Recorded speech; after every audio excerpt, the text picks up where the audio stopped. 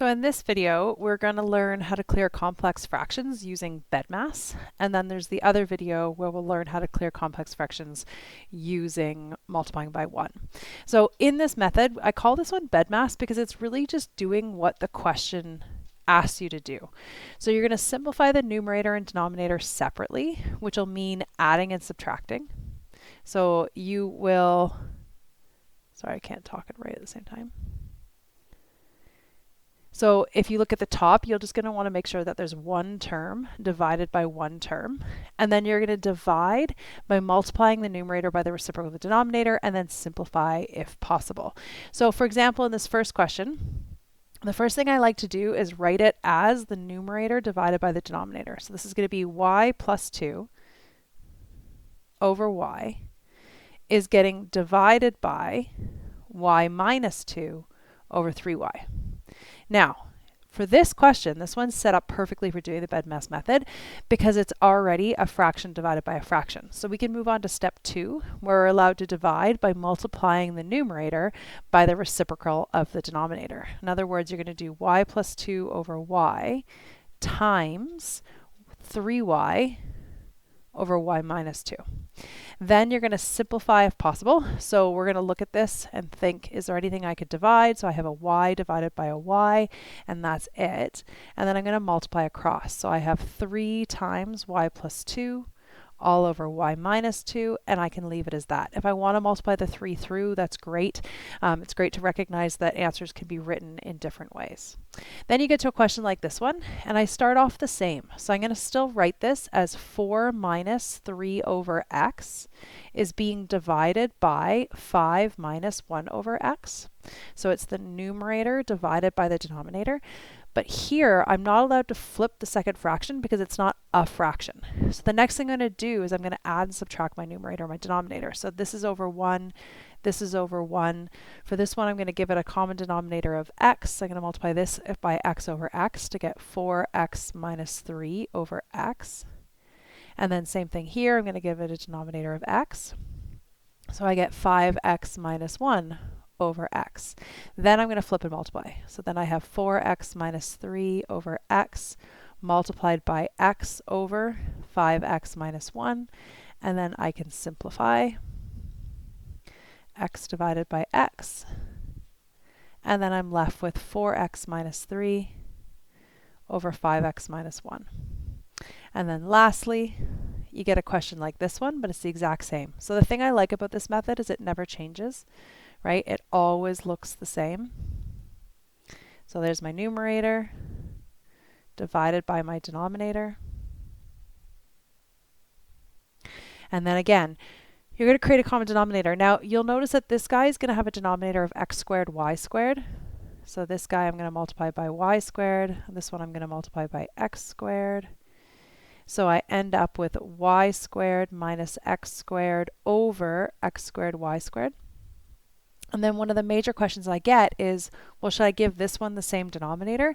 And the answer is totally up to you. You can if you want, or you could give this just the denominator of xy, right? So your numerator can have a common denominator, your denominator can have a different common denominator, and then you can flip and multiply, or you can give them the same one. If you give them the same one, the nice thing is that when you flip it, they always cancel out because you've made them the same, but then you have to do more simplification. So I'm going to leave mine like this, where I have different denominators and be totally okay with it.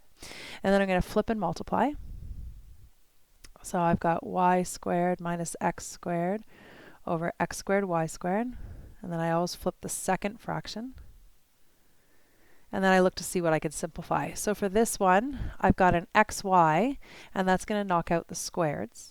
And so then I'm left with, now, y squared minus x squared. As soon as I see that, I think of a difference of squares. So I'm going to write that as y minus x times y plus x times 1 over, I've got this xy times y plus x. And then I double check if I could simplify again, which I can see that these two can go away. And then I'm left with y minus x over xy. So that's as hard as it gets. That is the end of this simplifying complex fractions using the BEDMAS method.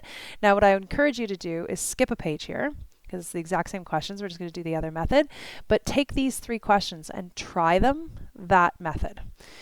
So I'm going to tell you to pause the video, give these 3 a go, and then you can unpause the video and you can look back to see. So for me, the first thing I'm going to do is write this as a division.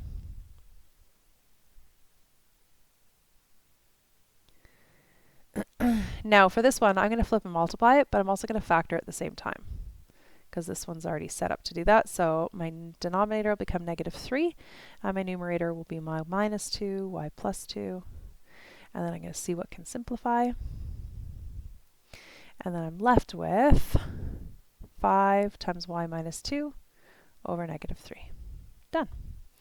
Question like this one, a little bit more work. So this is 1 over a minus 1 over b divided by 1 over a squared minus 1 over b squared. I'm going to create that common denominator, so I'm going to make an ab for this first guy. So this guy gets multiplied by b, this one by a. So I've got b minus a divided by, this one I'm going to make a squared b squared.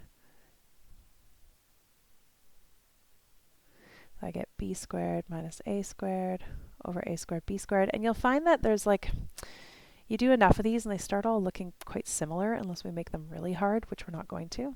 So I'm going to flip. When I flip, I'm also going to factor that difference of squares. And then I'm going to simplify.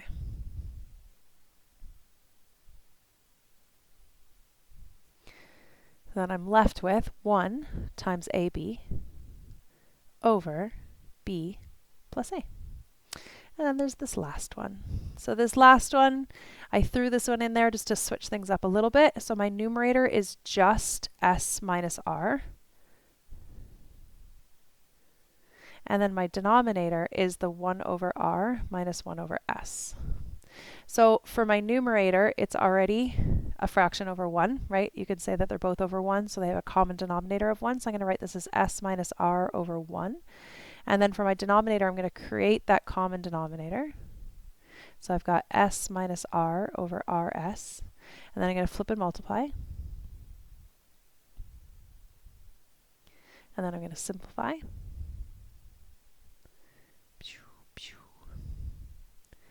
And then I'm left with just RS. Done.